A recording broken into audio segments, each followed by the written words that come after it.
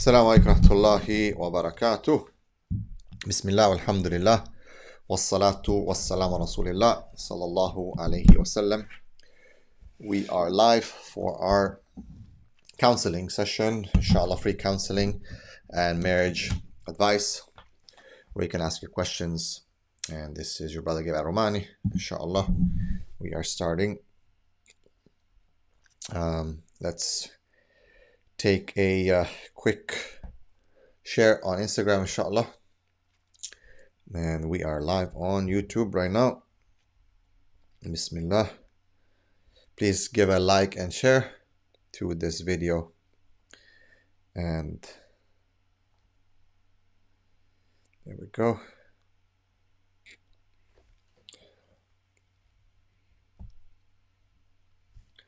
Bismillah.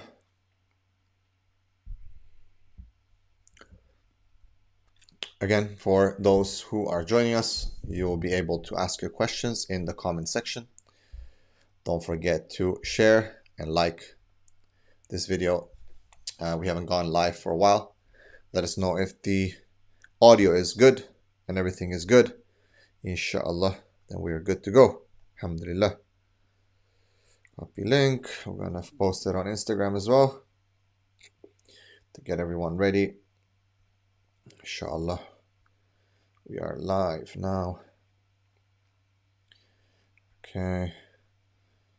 And there's Bismillah.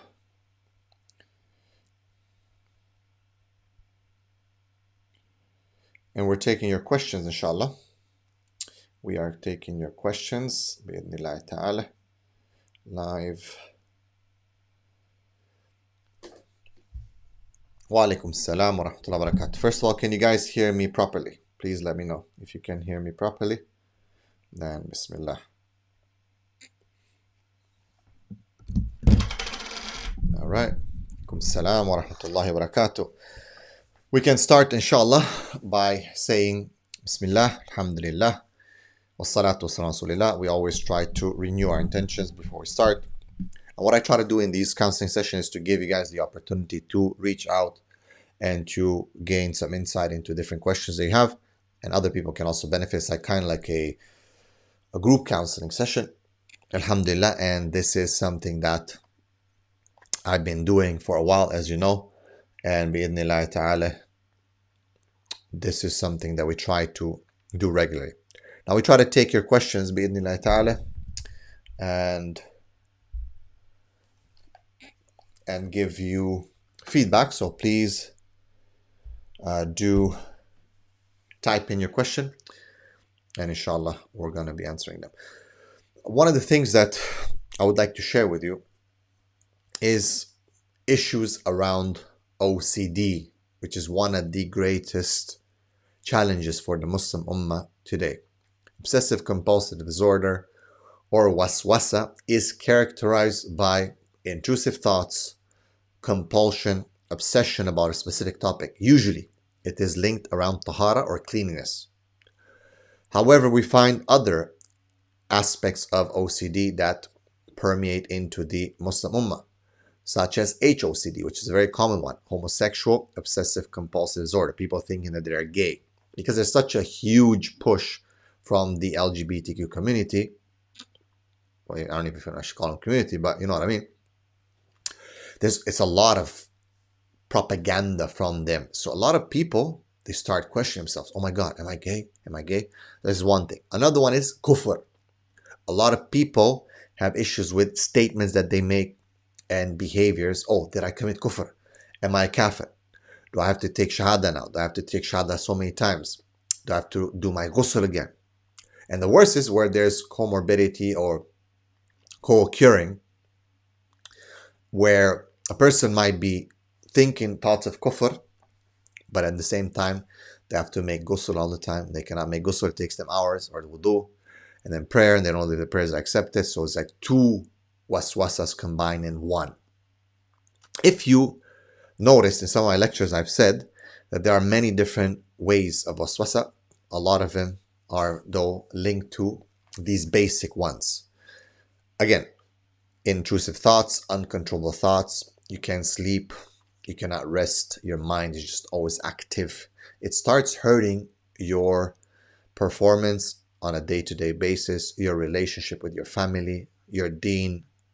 You don't feel like you want to live. You don't have the desire to interact and to live. And that's something that is very, very detrimental for a Muslim. Okay? So you need to have the ability to live and to be at the optimal performance spectrum. And most people are not when they have OCD. Imagine the anxiety. Your heart is always, the palpitations, the butterflies in your stomach. You just cannot perform properly. And this is exactly what shaitan wants from you. And most people, they move away from the deen when they have OCD. They become less practicing because shaitan fools them to believe that if somehow I practice it, it gets worse. But if I don't practice Islam, I feel better. Okay? So this is one of the tricks of shaitan. Another trick is, obviously, people start having a lot of waswasa with regards to iman, and they actually leave Islam. Believe it or not. Ultimately, what happens is with people who don't treat OCD, they leave Islam. How do you treat OCD? In general, the best way to go about it is cognitive behavior therapy, which we do at the Positive Islamic Psychology Coaching and Counseling. I'm sure that you guys have seen that we launched our new website, pipcoaches.com. Very simple, pipcoaches.com. You can get your counseling with our amazing counselors, alhamdulillah. But the best way is cognitive behavior therapy, which we do. And part of it, ERP, exposure response prevention, where you're exposed to the stimuli that causes the anxiety, but you do not allow for you to get into the compelling mechanism of searching, checking, talking, doing these ritualistic behaviors that continue to push the anxiety. If it doesn't work, a person does have to go as a last resort to take medicine. I also advise people to, if they can, do ERP and CBT in person with someone who's qualified, who's a good Muslim and understands the connection between waswasa and OCD. They're not exactly the same, but they're very, very related and intertwined because shaitan pushes both. What I would like to, well, it's almost the same. Let's just say there's some finer details, but that's just because of the Sharia things that we need to consider. So, but there's also the need for medicine. Some of my clients, I advise them to go and see a psychiatrist because you need to tame the anxiety for you to be able to get a mental clarity for the counseling or the CBT, cognitive behavior therapy, to actually take effect. Yes, I don't like medicine, but that there is a place for it, and it's usually as a last resort, even though today seculars will put as the first resort. So we have to understand why CBT is plaguing our community, why OCD is plaguing our community. And if you are to ask me why is there so much OCD? What would you narrow it down to? Personally, based on my research and the clients that I've dealt with, I narrow it back to looking at haram things, specifically pornography. It seems like the shaitan grasps the soul of the person who is looking at pornography and continues to batter it into this weird instability and, I guess, inconsistency in the mind due to that, right? We know that the eyes are kind of like the gateway to the soul, and because we are so exposed today to so many things, so many different varieties of haram, I see that 90 to 95% of my clients who experience OCD, it is usually due to them being engaged in looking at haram things. So one of the greatest ways to obviously to make Toba and to not look at these haram things, that can make a huge difference. However, a person, because of how much they suffer, they might still need to get the therapy and maybe even the medicine. Now, that's what I wanted to kind of talk about at the beginning today till we wrap up the questions, inshallah. So let us go to the questions. Again, it's an open Q&A with regards to counseling, therapy, with regards to, inshallah, marriages, relationships, and everything. Wa alaikum assalam. So the question is, the first question, he says, I have a question. If my wife wants to ride a horse on a trail, not running, the horse will just walk wearing proper covering. Is that okay? It depends who you are around and who's around you, right? If everyone's going to see your wife and she's on a horse and she's riding, yani, it's not the most appropriate thing. But yes, women used to ride camels and horses even at the time of the Prophet Aisha. But you see the Prophet and that hadith, like they're somewhere separate. They're racing and they're having fun, but there's no one spectating, right? There's no one looking, oh, look at the hijabi, she's on a horse. I wonder how it feels. Nothing like that, right? So be smart. By default, it's nothing wrong with a woman driving a car or riding a horse or a camel, even though there can be some issues. But yani, it was not so popular where women were spending time on a horse. It seems like a once in a while thing where she just wants to, whatever. As long as the environment is correct, there's no one looking at her and seeing her and whatnot, she could ride a horse. There's problems with continuously riding a horse for a woman, even though the women were riding camels. They are not like you would think, where she has her own, she does things, royal, goes around, does this, and she's galloping and whatnot. They're not like warriors in the heat of the battle. Aisha used to wear, when you are on the camel, you can have different stances for women, and they used to have a kind of like a compartment where the women will be sitting. They're not just like galloping in front of the men. These things need to be analyzed. A lot of people don't look at these distinct particulars or distinct details in the hadith to understand. They just say, no, the women used to ride camels. It's okay, it's permissible. Yes, I'm not saying it's haram for a woman to ride a camel, but it's how she rode it, how did the Prophet allow his wives to be in a camel. We can find from the hadith of them accompanying him.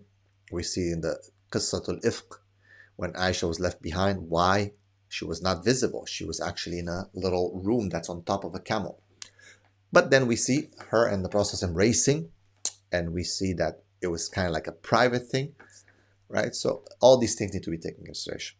All right? Why? Because women are very, very important, and they are very protected in Islam, their honor and their chastity. And sometimes, if a woman just does something like that, even though it's like innocent, halal, but in front of a big group of people seeing and looking at, especially maybe non-Muslims, in a park where everyone's looking at her, she might be looking, pushing, getting up on the camel, exposing herself.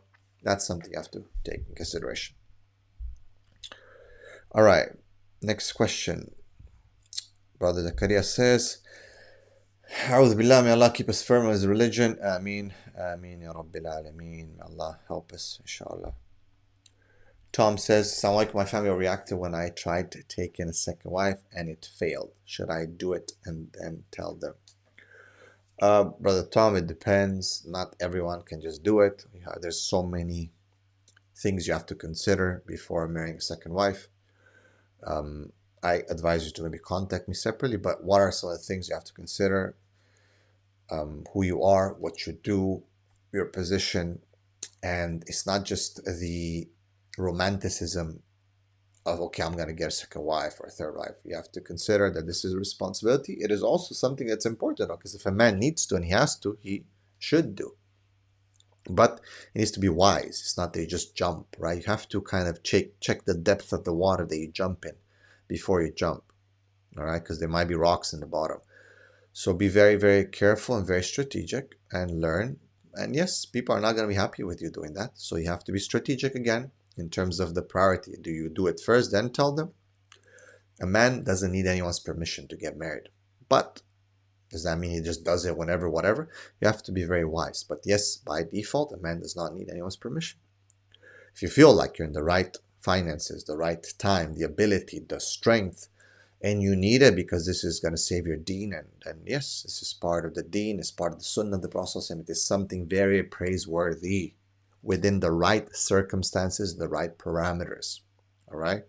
So that's something that you need to really think about and consider before doing.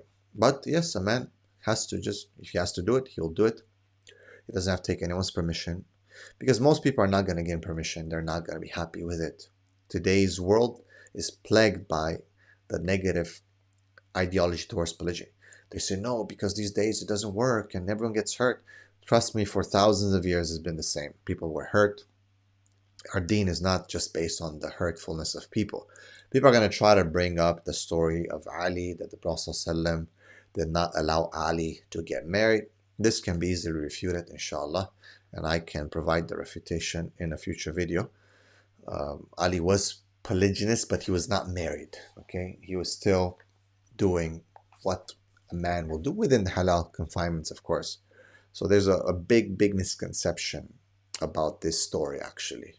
Now, so you can do it if you think you're ready and this is the right thing for you. Do it. You can tell them after when it's the right time, when it's the right strategy, when it's the right, and so on.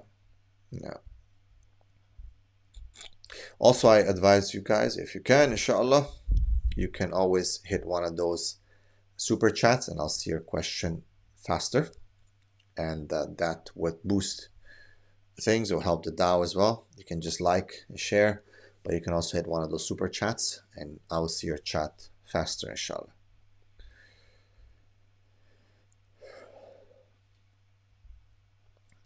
Hamza says, Did eu oprit să faci videoclipuri despre Islam în limba română? Why did you stop making clips about Islam in Romania? I didn't, actually. I've done, and they're still there.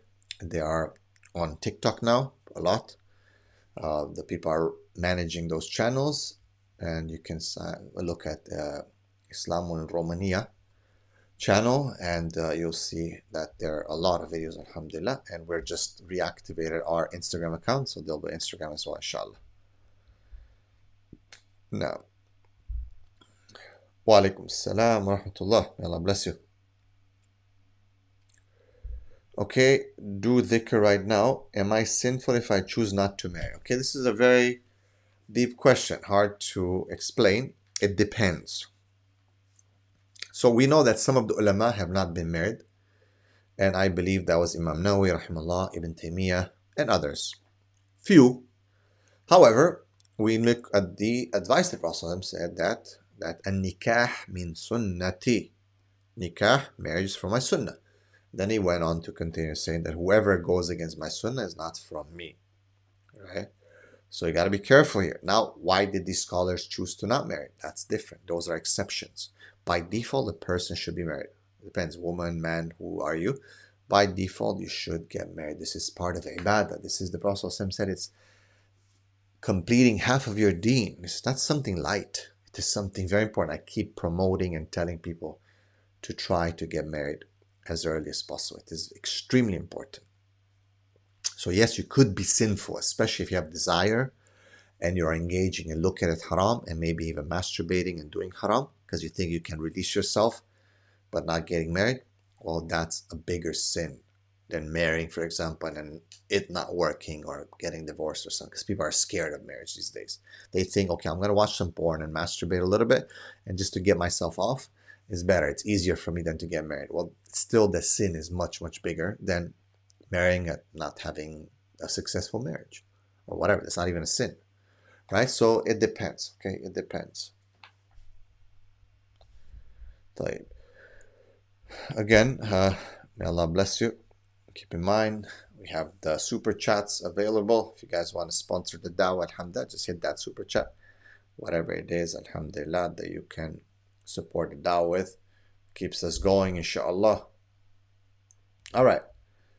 Question by Abdi. Should I consider a sister who doesn't wear hijab for marriage but dresses modestly and is on her deen? It depends, akhi. You need to do some more digging. Is she willing to wear hijab? What's the reason for her not having worn hijab already? She's dressing modestly, alhamdulillah, that's a good sign. You need to vet a little bit more. Here, pay attention. A woman might be wearing hijab, but she's hiding behind hijab. She might be wearing niqab, but she's hiding behind niqab. Just because she wears something doesn't necessarily mean she's good. And just because she doesn't wear something doesn't mean she's necessarily bad. However, if she doesn't wear the hijab and she's an older, 15, 16, 17, 18, she's reached baligh, she is teenager, 20, 21, 22, 23, she's disobeying Allah outrightly by not wearing the hijab openly. You understand? So it is a point against her, a big point. However, maybe she wants to. Maybe she just hasn't had the right guidance. She's keen on doing that. She needs the support. It's a good thing. Maybe she's good. So you need to vet a bit more, both the hijabi and the non-hijabi. But by default, non-hijabi is outrightly disobeying Allah openly, which is a big thing. So I would really be careful with that.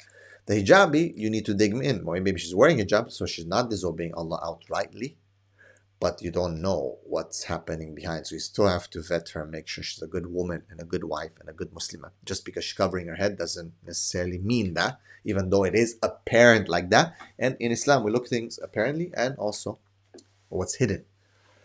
So bottom line is, you could still consider, as long as she is willing to wear hijab, she has that desire, she loves Allah, she prays, she's a good woman, and what you know about her in the community, you vet her properly, and you make it like, look, I need that as a condition that you start wearing hijab right away for the sake of Allah, but also because I'm your husband.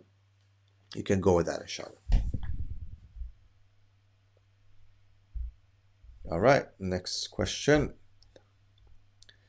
Again, brothers and sisters, don't be shy to hit that super chat button, inshallah, and we can take your questions a little bit quicker. Wa alaikum assalam wa rahmatullah. If someone chooses to take multiple wives, then they divide time when it comes to traveling. It depends. If he has to travel for work, this is his time. This is not their wife's time. A lot of people think that everything now, if a man is married, khalas, it just links to his wife's now, his family, his children. No, he's got his own time. If he can take his wife with him, then he needs to do it. The Prophet didn't divide the travel time between wives. He would take lots. Hey, it might be that the same woman would win the lot twice in a row, maybe 3 times in a row. It seems like a lot of times Aisha would be accompanying the Prophet in his travels. Maybe she won the lots. They would choose lots.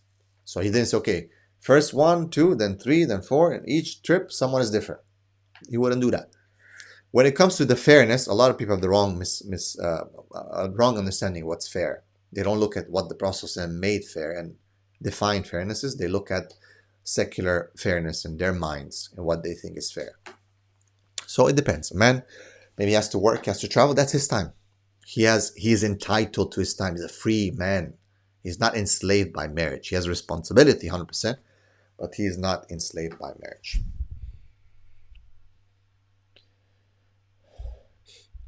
Okay. Next question.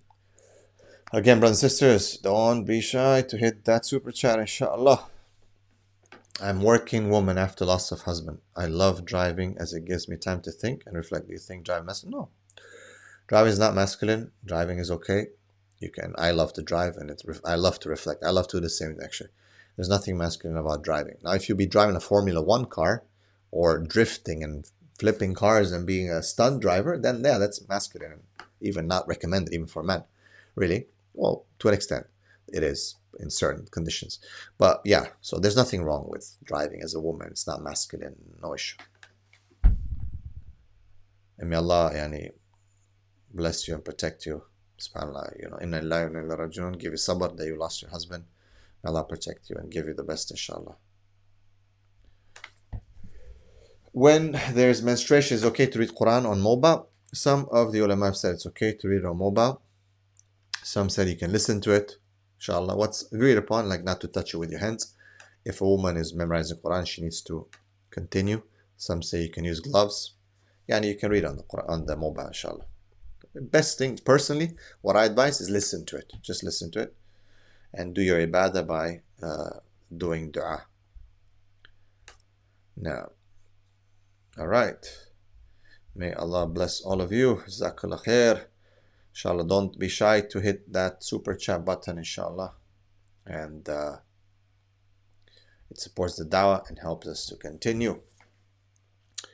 If my current wife asks if I'll get a second wife, is it okay to lie and say no because I don't want argument? It depends whether you want or not to have a second wife. You don't know for sure what will happen. So it's okay to say no. It is okay. Many of the ulama have said it's just okay and better sometimes just say no. Personally, depends on who you are. Sometimes I advise it's better to just be straight up from the beginning that this is what your intention is. But if there's going to be arguments and problems, it's going to stop you from getting married. Because some women just don't accept, don't even think about right now about second wife. Just take one thing at a time, akhi. Take one thing at a time. First get one wife, then you can think about this later, inshallah. Focus, yeah, everything's about focus and about step by step, inshallah. How, brother, how do I create a strong mindset like yours? May Allah make me like that, inshallah. I'm okay, alhamdulillah. Take the Muslim Alpha Man course, akhi. You guys have to invest, inshallah. The Muslim Alpha Man course, okay, is there. Monthly subscription, a lot of courses. It will change your mindset, guaranteed, inshallah, guaranteed. Now, isn't it correct that Ali radiallahu anhu wanted to marry a daughter of Abu Jahl, and Fatima couldn't accept it because of what Abu Jahl did to her father? Ali radiallahu had Malakat Yaman, and Nabi knew it. Yeah, of course, 100%. 100%. He had Malakat, he had slave women. Ali had slaves. It was not that he didn't have any other women. It's just that the Prophet didn't want to hurt Fatima with Ali marrying the daughter of Abu Jahl. And she was jealous about that woman specifically. But we know from the hadith that Ali radiallahu, he had other women. He did. He just didn't necessarily had zawaj, but he had malakat ayman, or slave women, which is halal and permissible for him at that time. And the Prophet said that he deserved even more than that, radiallahu anhu. And he does indeed, radiallahu anhu. Okay, so it's not that Ali was not polygamous or he didn't have other women in halal. It's that he didn't marry Abu Jahl's daughter, and after Fatima passed away, he did marry many other women. A man is a man, and Ali was the best of men, alhamdulillah. I know women hate this, but that's exactly what the hadith says about that woman who narrated and who talked. And the Prophet said, do you hate Ali? And she kind of did. He says, by Allah, he deserves more than this. How is the Romanian Islamic Dawah? Alhamdulillah. I perceive a lot of negativity towards Islam from the government and media in Romania after the Tate controversy. Is it safe for Muslims? Yeah, it's no problem for Muslims, alhamdulillah. It's okay. Actually, Romania has no issues with Tate. They even like them and so on. So I don't think there's any problem, inshallah. All right. Alhamdulillah. But we are doing alhamdulillah dawah. Don't forget, guys, super chats are active. Don't be shy. A few dollars can keep us going and the dawah continue these things. Just a small contribution can help the dawah. I gave up finding a wife largely due to modern women and their delusional expectation, as well as basic lack of manners. I feel bad for you and sorry, but I understand where you're coming from, my brother. Brother G's, I understand where you're coming from. I agree, the modern day woman, you have to understand, we don't hate women. I've said that very clearly. Alhamdulillah, I take care of women. We protect our women in Islam. We don't hate women, but we dislike and do not like the modern day women. The modern day woman is a phenomenon, is a specific type of woman who has a strong double standard of trying to get the benefits of being a woman, yet at the same time being a man and acting like a man, yet without any responsibility or accountability. Just kind of riding the wave whichever way. She's a double agent. She is extremely volatile, extremely masculine, yet very, very, very emotional and crocodile tears when she needs to. She uses the deen and modern day secular laws to suit her perspective. Very dangerous, actually. So I understand where the brother's coming from. We're trying to continue to remind the women to, get back to their fitrah and to obey Allah, but they're fighting it. Jackson says, brother, inshallah, Gabriel, how much money should a man make for future wife, future two children? For example, in the Netherlands, EU country, love to hear your opinion. Well, it depends, Akhi, it depends on the country, but I think in Netherlands, because you're paying the euro, you need to have at least, I would say, about 4,000 euros a month to take care of two children and yourself and your family to live a decent life. At least, from what I say, around 4,000 euros a month. It's a tough one, but yeah. Alhamdulillah, mashallah, the first super chat. Giuseppe Di Fraia, mashallah, barakallahu fiqh. Should I expect and ask my future wife to chip in the expensive cost and bills to the household. I ask because in today's economy marketplace, most households require two income streams to survive and live. Yani, look, bottom line is that she in general shouldn't be working. Okay, shouldn't be working. It's better for you not to work. I understand where you're coming from, and I understand the current situation, but it's like you take a benefit here, but you lose somewhere else. So she's not going to focus on the children. She's not going to focus on you. She's not going to focus on what it is to be a wife and a woman. She's going to focus on kind of being your co-worker, par man. So if you have the ability and the finances, don't allow her to work. You work, you take care of the stuff. Don't allow her to pay stuff. She can make some money here and there, maybe working at home or something small. That's her money. If she wants to chip in, there's nothing wrong with that. If there needs to be, and there's nothing wrong with even a man asking sometimes, because Khadija radiallahu anha used to sponsor the Prophet financially, and she didn't look at him as worse of a man. In general, it is the man's responsibility, 100%. But there are exceptions, depending on the situation sometimes. But I wouldn't push the woman to work because we need the extra money for an extra vacation or something like that. Nor would I allow her to go and mix with people and work like that in that type of environment, because that's disastrous. So, answer, by default, the man should be providing the bills and all that. If there's a problem and she has some money, maybe she's working from home, whatever, she wants to help and you need that help, it's okay. There's nothing that makes it unmanly. However, it unbalances certain stuff, and there are some consequences of that sometimes, where when a woman does that, she now feels that, okay, she's kind of like your equal. Not all the time. A good woman will not do that.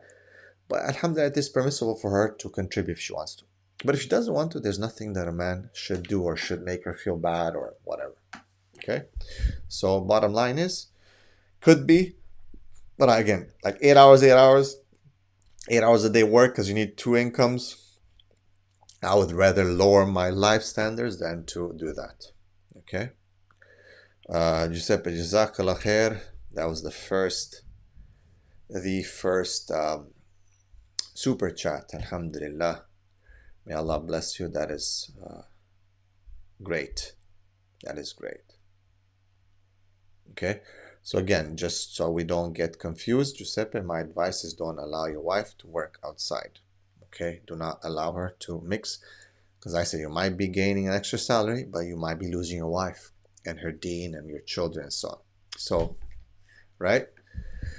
If she has a business from on the computer or something, or money from she's inherited from her father or whatever, she wants to chip in, it's all okay. She can do that. Again, Jazakallah khair for the super chat, guys. If you hit that super chat button, I will see your questions much faster. We have 15 minutes, inshallah. 15 minutes. Also, today's Jummah. Don't forget to make dua. If a girl had a relationship in the past, only chatting with boys, no intimacy, and she made Toba, does this affect her future? Inshallah, it doesn't. Depends, though, emotionally how deep she went into it. If she's still in love with that guy, because it can be an emotional damage that's been created. But in general, she's made Toba. This is nothing like astaghfirullah, what some people do. So in general, no issues. You make Toba, Allah accepts inshallah Toba. Okay, you basically hide your sin. When we talk about virginity, that's something that cannot be hidden. I think you guys are following up with what the discussions are.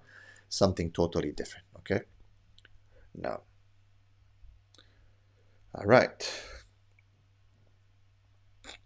Brother Jesus says, I can't accept a woman who has performed oral or had any other intimacy before marriage. I gave up on finding a wife for this, amongst other reasons to do with modern women. It's something that we've been talking about. Like, a lot of people don't realize the reality of it. They think it's just exceptions. It's not exceptions. A lot of people have been doing, a lot of women have been doing this. And why is it worse for a woman? Just because she's a woman.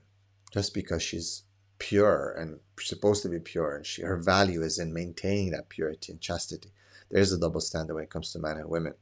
And women are regarded as more pure, more chaste, she should know better. And yeah, a man can never accept that. It's very, very difficult. Very, very difficult. So I understand where Brother Jesus is coming from. And yes, this is something very common today. Unlike what people are trying to say that, no, it's not a big thing.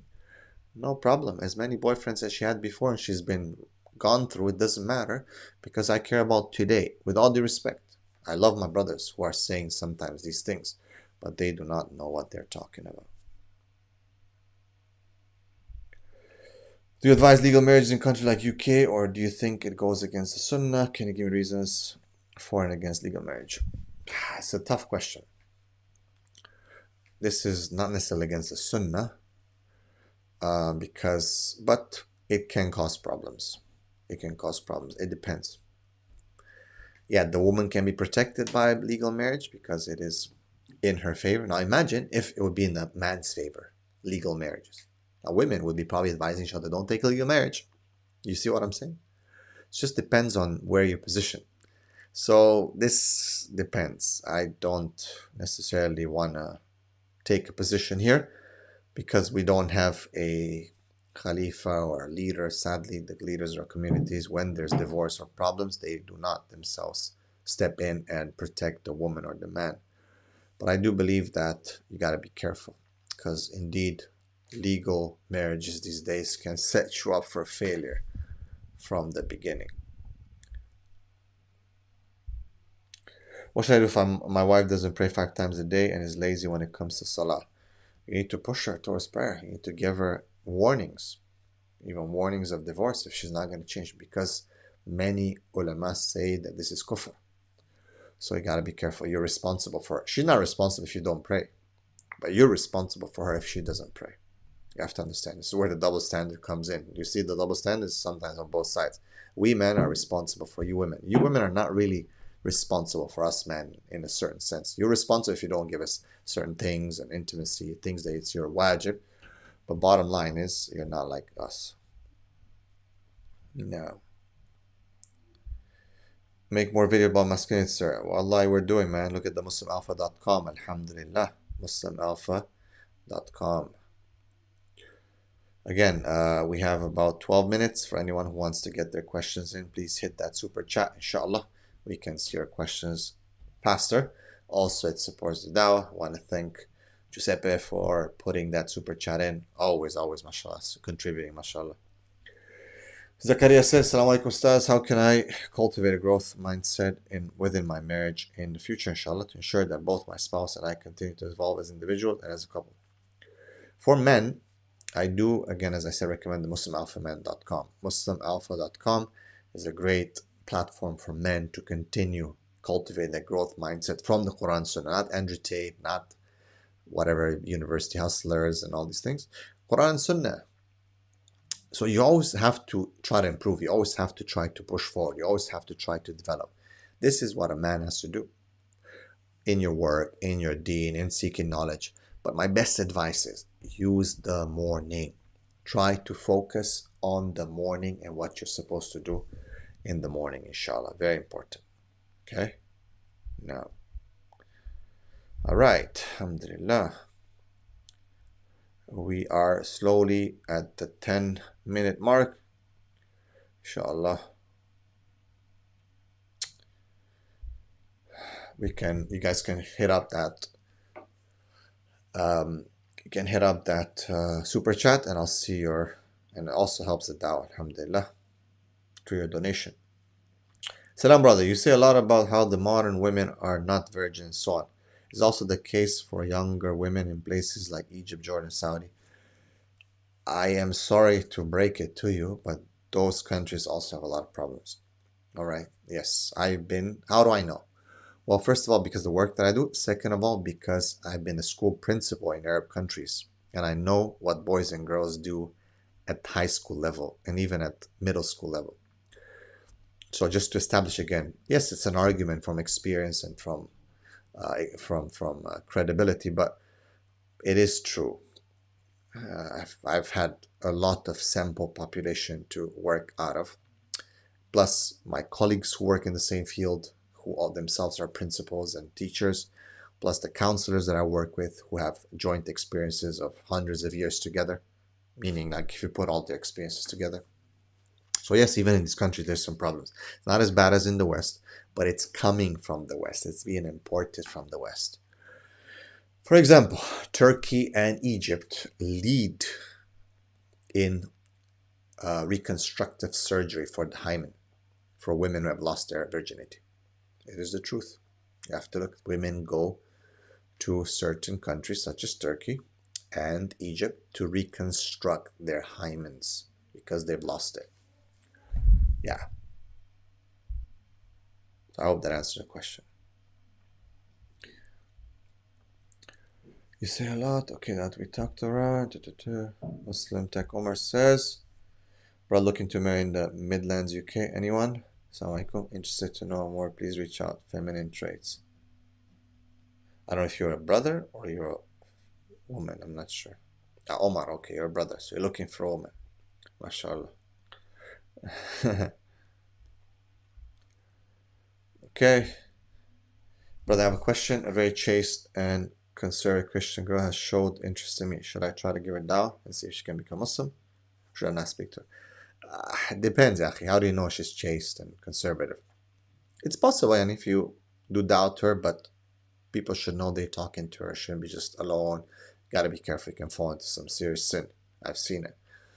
So be careful, but hey, maybe she'll become Muslim. She'll be better than the Muslimat. Allah alam. خياركم في الجاهلية خياركم في Islam, as the Prophet said. The ones in Jahiliyyah who are good will be good in Islam. So inshallah khair. But make sure you don't just, it's not just an excuse and shaitan will like, yeah, do dawah, man. And it's not really dawah.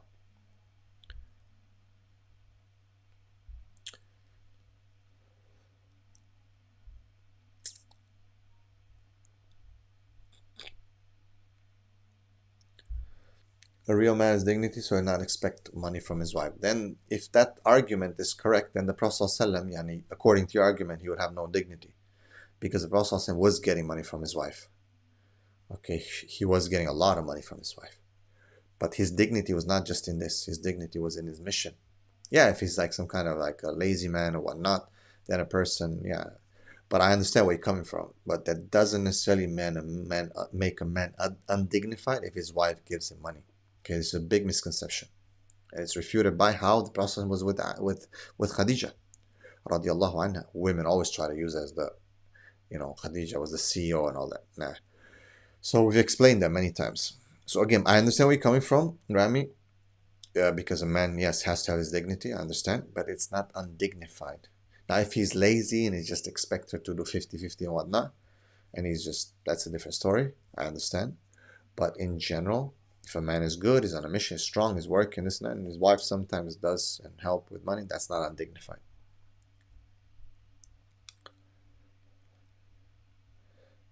All right, got a few more minutes. If anyone else wants to hit that super chat to support Dawah, this is your chance. A lot of ajr, inshallah. May Allah bless you. If a wife has a potty mouth, swearing at husband, his mom, and children, but practice basic of Islam, teaching children Quran, kind to family, should husband have sabr? And subhanAllah, because they're so masculine these days, these modern day women, a lot of them, they have a very bad mouth. They talk very, very dirty. I don't think that's good. I think that if a woman talks like that, a man should refrain from.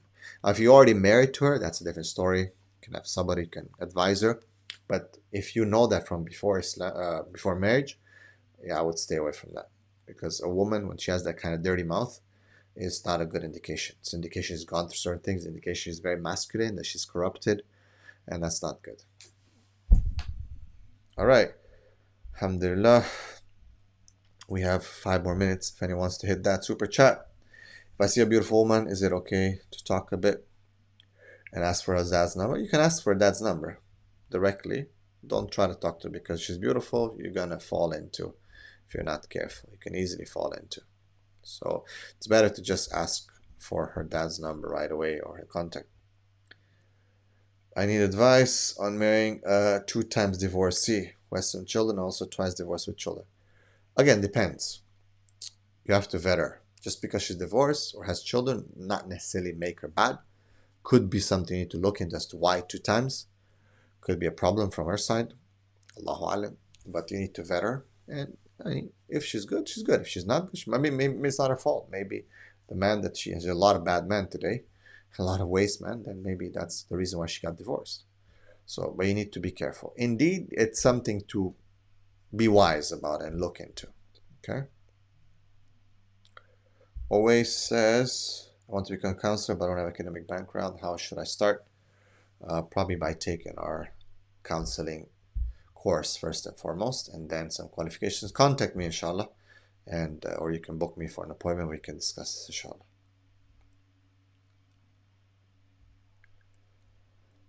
Assalamu alaikum rahmatullah. Fatima says, I benefit a lot from your channel. Advise someone living alone in the West and not in the right circle of people looking for a spouse. Try to get married and get out of the circle. You are upon the religion of your friends. Be careful. Be very, very careful. We are human beings. We love to have social interactions, but sometimes at the expense of our faith and our deen and our morals. So be careful. I know it's hard. Even sometimes your best friends will be, some people are not good for you, but you're so connected to them. Try to find a righteous man. It's good because when you get married, you can kind of disconnect from other stuff. So I would advise you to really, really look for a good man who's strong, but at the same time, who understands you, who can, he's not just like some rigid person and everything. He's, on the sunnah, like the way the Prophet ﷺ was.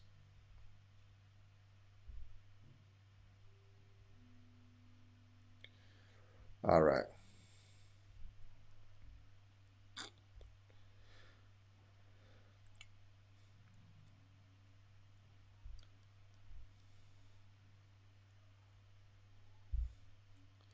There's so much hikmah behind polygyny. Many men would be more accepting of non-virgins as seconds, thirds, fourth wives. True. But if she's only wife, even if our non-virgin have difficulties. This is a very good point. One of the reasons for polygyny, is because, see, there's a different value. When a person looks at his first spot and maybe the only spot, he's going to want the best. If you can only afford one car and only one car, you're going to want to try your best car, the one that's going to be the best for you. If you can afford 10, 15, you start looking at, okay, I can take this one, I can take that one. You're not so, even though you still have to make sure, obviously, that things are good. But a person is a bit more, more accommodating. This is just the fitrah of men and nature of men. 100% I agree. Barakallahu fikum for the super chats. Alhamdulillah. May Allah bless you. It is almost the end. Father-in-law has been informed and no change has taken place with bad character of his daughter. Husband took her for Hajj, has children with her, and his decade of marriage divorce is not desired. Yeah, I understand. Sadly, this is something that you're gonna kind of have to put up with. Keep advising her, make dua to Allah to change her, but sometimes you have to squeeze a bit. Okay, depends on how it's affecting you. Depends, are the kids developing that? Depends on how it's affecting your deen, her deen. I would advise for us to maybe talk, inshallah, and see if we can help. But again, a woman behaving like that is not good. Not that she's not a good woman, but she's showing bad characteristics, and that can affect you, your children. If it's disrespectful towards you, towards your parents, it depends. There's a line of tolerance that might be broken. I know you don't want a divorce, alhamdulillah, that's okay if you don't want a divorce. But again, she's going to continue to do those things. So sometimes you got to push a bit and be a bit stricter. You have to look at what's the reason for her losing her temper like that. I mean, this is something that we need to discuss. But I would advise to continue to remind her with Allah that she's sinning for doing these things. And that she's angry. She needs to speak to someone, maybe to take that anger out in a proper way, as opposed to on you and on the children, through swearing and so on. So there's something you need to talk to her consistently about. But there's the limits for everything, you have to understand. And I would not tolerate for a woman to talk nasty like that all the time. Yes, sometimes people get angry and they say things. I can understand. I can understand when a woman's angry. I can understand. But if it becomes a habit, it becomes part of your character. Now this is a problem, an issue. I understand you don't want a divorce. I don't like to advise people to divorce. But she probably needs actually to talk to someone. So maybe push her to one of our counselors. Let's talk to her and see what's the reason for her behaving like that. There might be some issues. There might be some things that have been accumulated over here, frustration, whatever. We can maybe just let it out and just talk properly. And hopefully she will understand. Now, thank you. All right. Ozzy says, when do you go live weekly? What countries have the most traditional Muslim women? They'll make a great wife. I go live depending on where I am. It's a bit difficult, so I apologize. It depends. I try to go whenever I can. I wish I'd have a more consistent schedule. Countries, I believe traditional. Indonesia is good. Thailand is good. Muslim communities. I would say these are some African countries like Nigeria, Uganda. Okay, those are good. Certain places in India and Pakistan still traditional women. Afghanistan, traditional women. Pashto women are still very traditional. So those are, I think, right, that are more, mashallah, traditional. Mashallah. Thank you for answering my question before. So just to make sure, a man is only if he chooses not to marry and he cannot control his desires. Yeah, like if he chooses not to marry but he has haram and this and that, it's not good, right? Also, keep in mind, again, it is the sunnah, very strong sunnah to follow the way of the Prophet. So we might be disobeying Allah by not getting married. If our eyes are wandering, if we have desires, if there's masturbation or release, or a person is reading shahawat and desires, they're committing sins, it becomes extremely sinful for them not to get married. Okay? MashaAllah, Jazakallah khair for all the super chats and the support. May Allah subhanahu wa ta'ala bless all of you. We have reached the end of this broadcast. Barakallahu feek. Alhamdulillah. May Allah bless Ibrahim for saying that. I ask Allah to make me like that. Ameen. Ameen to you and Ameen to all of you. May Allah forgive me for my shortcomings and my mistakes. Anything good that I say is from Allah, and everything that's a mistake is from myself and shaitan. Barakallahu fikum. Subhanakallahumma bihamdika ashhadu an la ilaha illa anta astaghfiruka wa atubu ilayk. Assalamu alaikum wa rahmatullahi wa barakatuh.